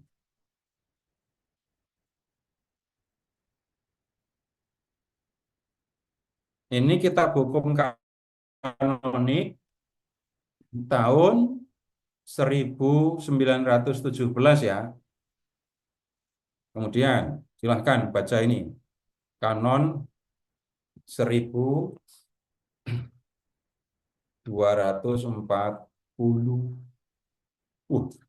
Ini ada nama grup band loh malah. Sepultura. Kemudian perhatikan yang nomor 3 saja. Nomor 3 ini ya. Qui se ipsit occiderin deliberato consilio. Nah, terjemahannya. Penguburan penguburan secara Katolik itu ya, tidak diperbolehkan kecuali mereka telah memberikan tanda-tanda penebusan dosa sebelum meninggal. Jadi penguburan gerejawi nggak diperbolehkan untuk orang-orang yang nomor 1 murtad dari iman Kristiani atau terikat pada sekte sesat, skismatis, sekte masonik atau masyarakat lain yang sejenis. Kalau orang kenal, banyak orang tahu orang ini murtad dari iman Kristiani, mengikuti aliran sesat, maka orang ini tidak boleh menerima pemakaman secara Katolik. Kemudian dikucilkan atau dilarang setelah hukuman atau hukuman deklarasi. Nah, ini nggak usah dipikirkan. Nah, yang nomor 3, mereka yang bunuh diri dengan rencana yang disengaja. Jadi orang yang bunuh diri dengan rencana yang disengaja itu tidak boleh mendapatkan penguburan gerejawi. Jenazahnya tidak boleh diperlakukan secara Katolik. Oh, nomor 4 ini seru ya. Meninggal dalam duel. Atau ini, waktu duel luka, terus habis itu mati.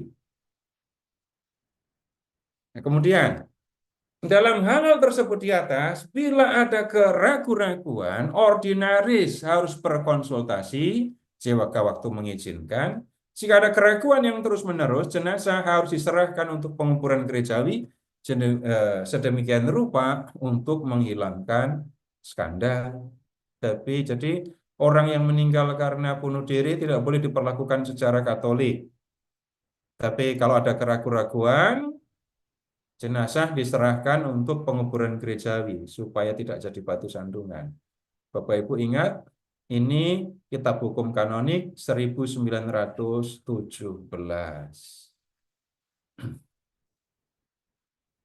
Nah, kemudian Kitab Hukum Kanonik yang sekarang kita digunakan di dalam Gereja Katolik, ini keluaran tahun 1983.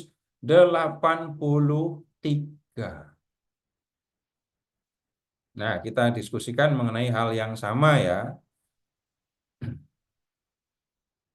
Kita lihat mengenai hal yang sama.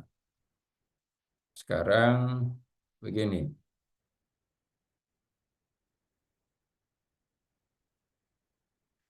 Ini 1183. Ini bagus juga untuk diketahui. Sejauh mengenai pemakaman, para katekumen harus diperlakukan sama seperti orang beriman Kristiani. Kemudian, ordinaris wilayah dapat mengizinkan agar anak-anak kecil yang sebenarnya mau dibaptis oleh orang tuanya, namun telah meninggal dunia sebelumnya, diberi pemakaman gerejawi. Orang-orang yang dibaptis, yang termasuk pada suatu gereja atau persekutuan gerejawi bukan Katolik, dapat diberi pemakaman gerejawi menurut penilaian arif ordinaris wilayah, kecuali nyata kehendak mereka yang berlawanan, asalkan pelayannya sendiri tidak bisa didapatkan. Bapak Ibu, nih kata komen, anak kecil yang orang tuanya ingin membaptis dia tapi belum jadi, boleh juga, bisa juga dimakamkan secara Katolik. Yang sudah dibaptis tapi kemudian, nih lihat ya, orang-orang yang termasuk pada suatu gereja atau persekutuan gerejawi bukan Katolik, sudah baptis tapi nggak Katolik gitu, dapat diberi pemakaman gerejawi. Kalau nggak boleh, ya nggak apa-apa. Dan ini bisa terjadi kalau ya keluarga tidak bisa mendapatkan pelayan untuk pemakaman ini. Nah, yang berkaitan dengan bunuh diri, ini Kanon 1184. Pemakaman gerejawi harus ditolak, kecuali sebelum meninggal menampakkan suatu tanda penyesalan bagi mereka yang nyata-nyata murtad, menganut bid'ah dan skisma. 2. Mereka yang memilih kremasi jenazah mereka yang memilih kremasi jenazah karena alasan yang bertentangan dengan iman Kristiani. 3. Pendosa-pendosa nyata, peccatores manifesti lain yang tidak bisa diberi pemakaman gerejawi tanpa menimbulkan sandungan publik bagi kaum beriman. Nah, Bapak Ibu, jika ada satu keraguan, hal itu hendaknya dikonsultasikan dengan ordinaris wilayah yang penilaiannya harus dituruti. Kemudian, bagi orang yang tidak boleh dimakamkan secara gerejawi, juga tidak boleh dipersembahkan misa pemakaman apapun. Nah, Bapak Ibu, dari yang disampaikan di dalam katekisme, di dalam Kitab Hukum Kanonik ini tadi, lihat perubahan ya. Di Kitab Hukum Kanonik 1917, orang yang bunuh diri tidak boleh dimakamkan secara Katolik. Di Kitab Hukum Kanonik 1983, orang yang bunuh diri tidak lagi termasuk kelompok orang yang tidak boleh dimakamkan secara Katolik. Jadi Bapak Ibu, ini tidak sama dengan mengatakan, oh kalau begitu bunuh diri itu boleh. Bukan begitu. bunuh diri tetap merupakan dosa dan dosa serius. Itu kan sama dengan membunuh. Kalau membunuh orang lain. Kalau ini membunuh dirinya sendiri. Bunuh diri tetap merupakan dosa. Tetapi orang yang bunuh diri melakukannya dalam keadaan yang tidak bebas. Karena itu kemudian ya gereja menyadari hal ini dan mengambil sikap yang tampak dalam kitab hukum kanonik tadi. Jadi Bapak Ibu, kalau ya menghadapi situasi orang ya yang anggota keluarganya bunuh diri, ya tolong perhatikan. Kenapa? Orang yang bunuh diri itu loh, pasti orang sedih. Orang yang sedih, yang keluarga yang ditinggalkan lebih sedih lagi. Karena itu, jangan sampai kemudian menjadi hakim yang memutuskan orang yang bunuh diri sudah pasti masuk neraka. Dasar untuk mengatakan seperti itu, Bapak Ibu, tidak ada. Yang kita temukan hanyalah pemakaman secara Katolik. Ya, atau pemakaman secara Katolik ini tidak boleh dilakukan untuk A, B, C, D. Tidak berbicara tentang neraka, tidak bicara tentang pengucilan dari Allah tadi. Nah, kemudian yang harus diingat, yang kitab hukum kanonik yang tahun 1983 itu. Orang yang mati karena bunuh diri tetap dapat, bahkan harus mendapat perlakuan secara Katolik, dimakamkan secara Katolik. Kemudian yang berikutnya yang saya ingin ajak Bapak Ibu lihat, ini ini tentang bunuh diri masih ada, ternyata masih ada yang kita perlu perhatikan. Ini dari Katekismus ya. Tapi isinya sih sudah saya sampaikan kepada Bapak Ibu. Tapi isi katekismusnya atau nomor artikelnya bisa dilihat ini.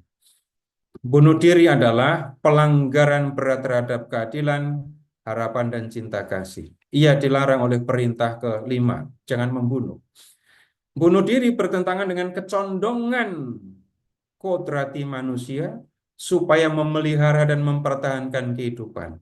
Itu adalah pelanggaran berat terhadap cinta diri yang benar. Bunuh diri juga melanggar cinta kepada sesama karena merusak ikatan solidaritas dengan keluarga, dengan bangsa, dan dengan umat manusia. Kepada siapa kita selalu mempunyai kewajiban.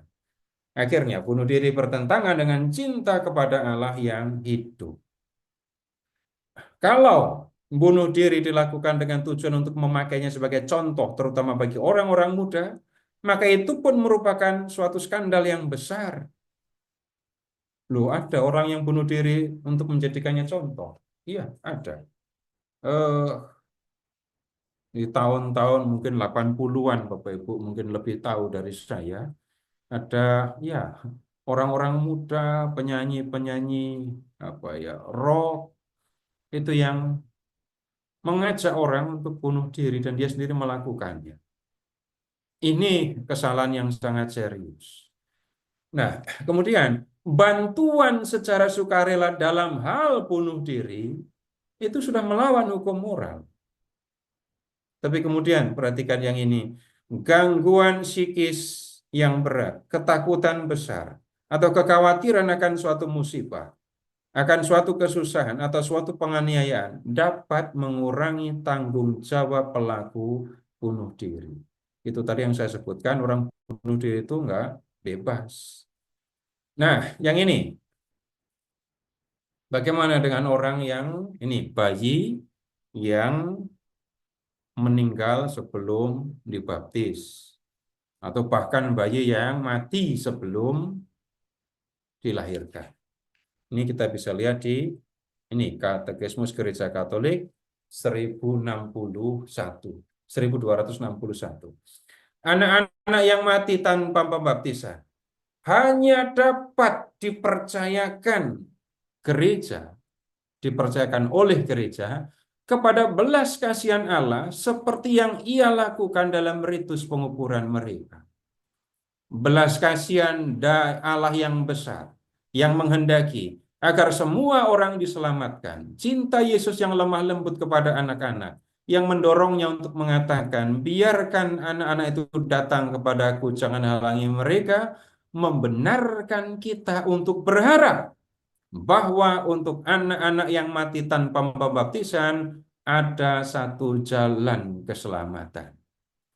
Gereja meminta dengan sangat kepada orang tua agar tidak menghalangi anak-anak untuk datang kepada Yesus, kepada Kristus melalui anugerah pembaptisan kudus. Kemudian 1283. Mengenai anak-anak yang mati tanpa dibaptis, liturgi gereja menuntun kita agar berharap kepada belas kasihan ilahi dan berdoa untuk keselamatan anak-anak ini. Nah, catatan penting ini. Gereja meminta dengan sangat kepada orang tua agar tidak menghalangi anak-anak untuk datang kepada Kristus melalui anugerah pembaptisan. Ini sama dengan anjuran kepada para orang tua agar sesegera mungkin membaptis anak-anaknya. Bapak Ibu yang baptis bayi, bisa nggak mengingat umur berapa Bapak Ibu baptis? Saya dibaptis umur 3 minggu. Kira-kira 3 minggu lah, lebih sedikit dong. Lahir 29 September, baptis 21 Oktober. Ya, masih ya baru umur 3 minggu. Nah, gereja mengingatkan supaya para orang tua segera lekas membaptis anak-anak mereka. Nah, kemudian bagaimana dengan yang meninggal sebelum baptis? Bagaimana yang meninggal bahkan sebelum lahir? Bapak Ibu, khusus atau secara istimewa saya bicara tentang anak-anak yang menjadi korban aborsi, entah yang provokatus sengaja maupun yang tidak sengaja. Kan ada bayi yang gugur ketika masih di dalam kandungan, tapi ada yang digugurkan. Nah, kemudian bagaimana dengan mereka ini? Selama Bapak Ibu menjalani kehidupan di dunia ini sebagai orang Katolik, pernah nggak Bapak Ibu diajak doa lingkungan? Lalu undangannya itu begini, Bapak Ibu, istri saya minggu lalu menggugurkan kandungannya. Sekarang Bapak Ibu saya ajak untuk mendoakan dia. Pernah dapat undangan kayak gitu nggak? Coba ngomong kayak Belum. gitu, polisi pasti datang nanti. Pasti datang polisi kan. Ini kan sudah termasuk dalam tindakan kriminal. Orang yang melakukan aborsi melakukannya diam-diam. Dan orang yang melakukan aborsi terpikir nggak untuk memberi nama kepada anaknya? Di dukun, di dokter yang menyelenggara yang melakukan aborsi itu ada daftar nama bayi yang digugurkan apa enggak? Enggak ada. Orang tua yang menggugurkan anak-anak yang tidak biasa memberi nama anak-anak. Kemudian juga bisa terjadi zigot, janin, gugur. Ibu tidak menyadari karena yang keluar hanya gumpalan darah. Tapi kemudian, ya, pada waktunya, pada akhirnya tahu, ternyata, iya, gumpalan darah itu adalah janin dan itu adalah anak saya. Nah, dua kejadian yang seperti ini, abortus, entah yang provokatus, entah yang tidak, Bapak Ibu, ini perlu mendapatkan perhatian. Silahkan sekarang Bapak Ibu membayangkan, mereka itu lahir, tapi raganya mati. Mereka lahir dari rahim ibunya, tapi raganya sudah dalam keadaan tidak utuh, sudah mati. Kalau melihat videonya orang yang melakukan aborsi, Bapak Ibu, yang akan tampak adalah kengerian yang sangat serius. yang masih berbentuk janin, ada yang disuntik dengan cairan garam. Silahkan membayangkan kulit Bapak Ibu nggak ada lagi, kemudian direndam di air garam, rasanya kayak apa. Kemudian yang sudah ada anggota badan, ini yang mengerikan sekali juga. Gunting masuk, motong tangan, motong kaki, lalu dibiarkan, kemudian diambil, dikeluarkan. Ada yang kemudian, ya, ini rahim ditekan-tekan supaya janin itu lepas dari dinding rahim ibunya. Nah, mereka mengalami penderitaan tanpa orang lain, tanpa ibunya sendiri ngerti. Kemudian ketika lahir, raga mereka hancur, mati. Tapi ingat, mereka tetap pribadi. Jiwa mereka tetap ada. Dan tidak bisa orang mengatakan, kalau orang, bayi itu meninggal di dalam kandungan, atau setelah lahir dia mati, maka dia akan langsung masuk ke surga. Kalau itu yang dipikirkan, mulia sekali orang-orang yang melakukan aborsi itu ya, mengantar bayi ini langsung ke surga. Tapi Bapak Ibu, di dalam gereja Katolik saya sudah tunjukkan kepada Bapak Ibu dasar dokumennya ya. Tidak ada keyakinan gereja yang mengatakan bahwa bayi yang meninggal karena aborsi itu langsung ke surga. Yang kita lihat adalah ini. Ulang lagi. Anak-anak yang mati tanpa pembaptisan hanya dapat dipercayakan gereja kepada belas kasihan Allah. Kemudian 1283 mengenai anak-anak yang mati tanpa dibaptis, liturgi gereja menuntun kita agar berharap pada belas kasihan ilahi dan berdoa untuk keselamatan anak-anak ini. Jelas tidak ada ungkapan bayi yang mati sebelum dibaptis langsung masuk ke surga karena mereka belum berdosa. Ya benar, mereka belum berdosa. Tapi ingat, yang masuk ke surga itu apakah yang tidak berdosa? Yang akan tinggal bersama dengan Allah itu adalah yang mengasihi Allah, yang percaya kepada Allah. Bayi yang mati sebelum baptis, jelas belum percaya kepada Allah, belum mengasihi Allah. Tidak bisa orang mengatakan mereka langsung ke surga. Kemudian, kalau kita menemukan, kalau kita berhadapan dengan situasi yang seperti ini, ya, entah Bapak Ibu ketemu dengan siapapun ya, ada ibu atau keluarga yang pernah mengalami keguguran, tapi ya sudah dikubur begitu saja. Kemudian ada yang pernah diam-diam melakukan pengguguran. Kalau melihat yang seperti itu, apa yang harus dilakukan? Yang nomor satu yang harus bertanggung jawab dan berbuat dan melakukan sesuatu, itu adalah orang tuanya ya. Yang pertama dilakukan apa? Minta maaf. Minta maaf kepada siapa? Kepada anak yang digugurkan. Kepada anak yang gugur perlu minta maaf? Iya, perlu juga. Kenapa? Lanjutnya. Setelah minta maaf terus apa? Beri nama. Beri nama.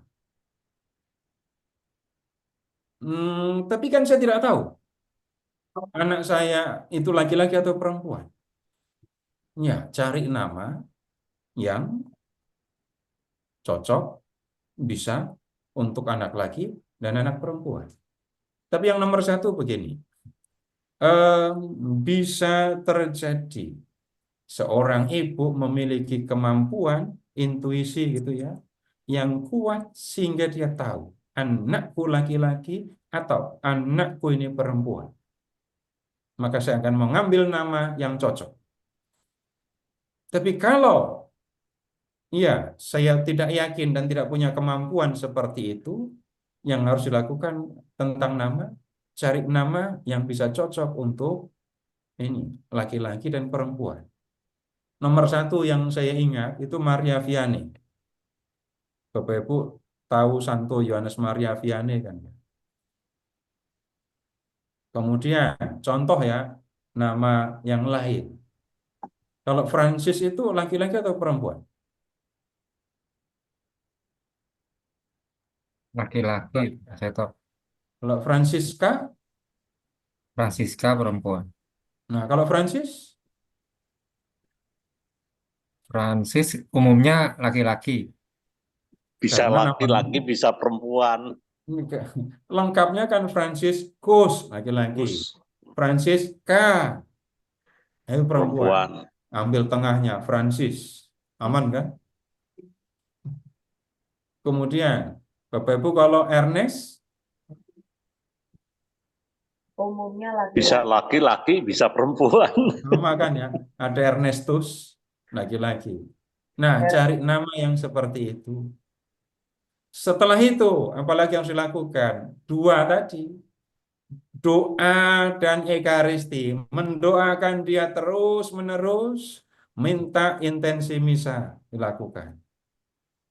Berikutnya, bisa jadi malah minta khusus. Ketika ada seorang ibu menyadari, iya, saya pernah keguguran, anak itu belum saya beri nama, maka kemudian saya akan datang kepada Romo, setelah minta maaf dan memberi nama, saya minta ke Romo untuk buat misa.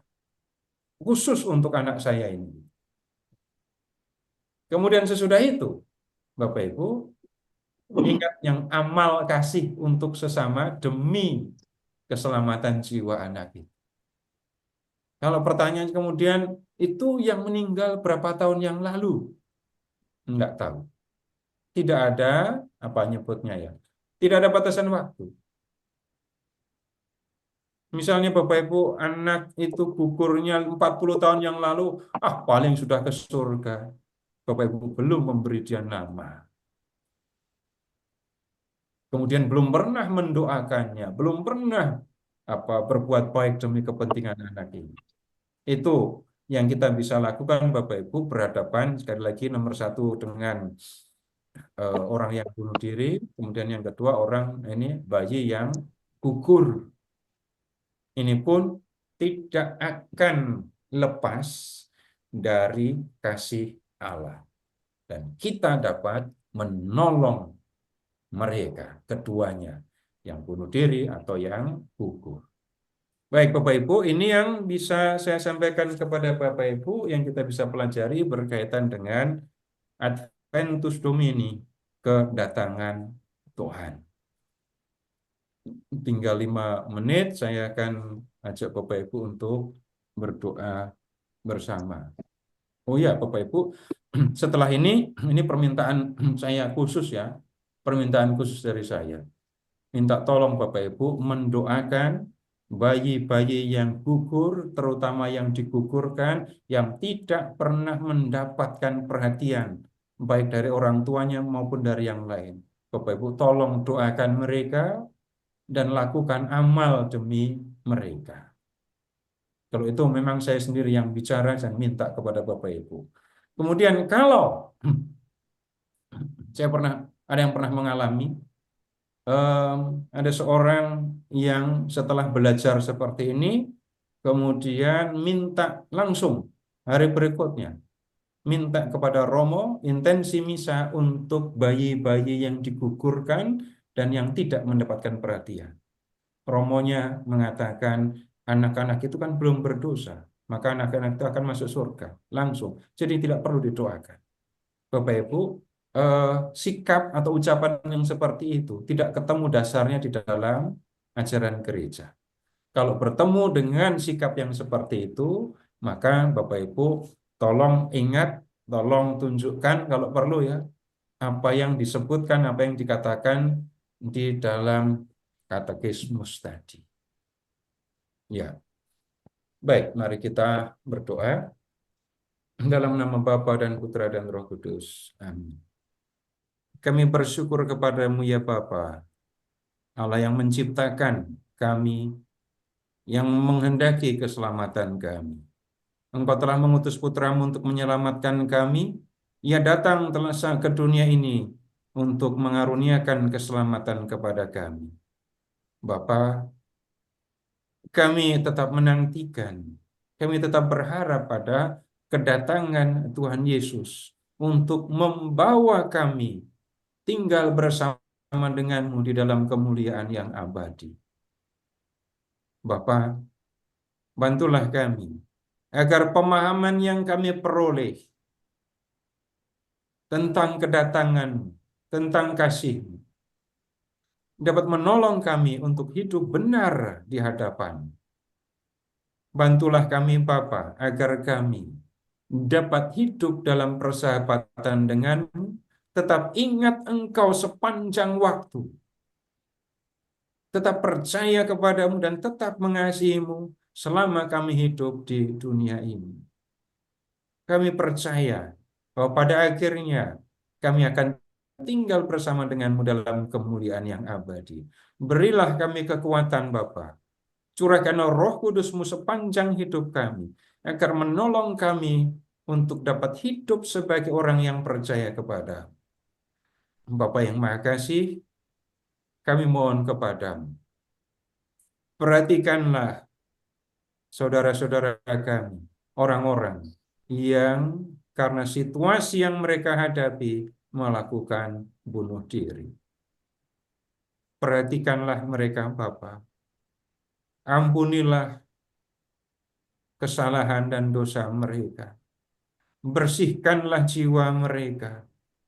Dan bawalah mereka dalam kemuliaan abadi bersama denganmu. Kami juga berdoa Bapa untuk bayi-bayi yang digugurkan, untuk mereka yang gugur di dalam kandungan, dan untuk mereka juga yang sudah lahir namun belum terima pembaptisan.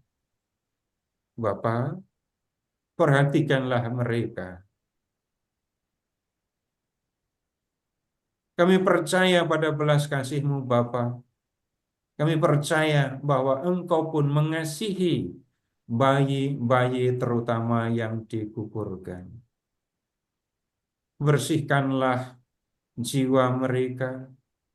Buatlah mereka pantas untuk menerima kasih-Mu dan tinggal bersama denganmu di dalam kemuliaan yang abadi. Dan bantulah juga Bapa, para orang tua yang pernah melakukan pengguguran. Bantulah juga para orang tua yang pernah mengalami keguguran tanpa sengaja, tanpa menyadari, tanpa mempedulikannya. Bantulah mereka semua agar menyadari kesalahan-kesalahan yang mereka lakukan terhadap anak-anak mereka, dan tolonglah mereka agar melakukan semua yang diperlukan demi keselamatan anak-anak tidak berdosa yang telah ada di dalam diri, di dalam kandungan mereka. Kami percayakan semua ini Bapa ke dalam naungan kasih-Mu, dan kami serahkan semuanya dalam perantaraan Kristus, Tuhan dan Penyelamat kami. Kemuliaan kepada Bapa dan Putra dan Roh Kudus, seperti pada seperti permulaan, pada sekarang permulaan, sekarang selalu, dan sepanjang segala abad. Amin. Dalam nama Bapa dan Putra dan Roh Kudus. Amin. Ya, terima kasih Bapak Ibu semua.